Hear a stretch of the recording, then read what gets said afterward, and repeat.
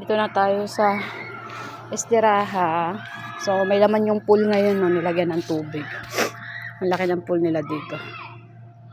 Ito yung estirahang malaki na mag-anak ni Madam.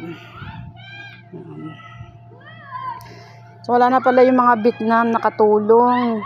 Nagsiuwi na pala sila. May bago tayong tropang Pilipina. Siya yung kapalit ng Vietnam. Hingal ako. Alaga mo, nasaan? Buti nakakagalaw-galaw ka ngayon. Tawagin naman ako yan. Irish! Saan ko ba nilagay yung mga pabit? Mga tropa. Surprise na. Yung sa ano? Plastic. Ayun pa ba eh? Bakit? Hinahanap ko. Putek sabi ko ng space ko. Sinahanap ko sa kulit kagay. Lagi niya. May malamig na tayo dyan. Meron din. Ito pala sa'yo. Wala mo ito mamaya. Yung... Abaya niya? Hindi, yung ano niya, mga haplas-haplas. Babili ng bitit.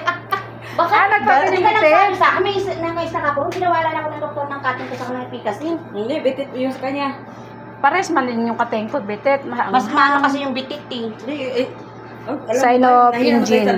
Nagtatandaan na talaga kailangan ng panghaplas. May naman. Kulang ka pa sa tubig sa baba.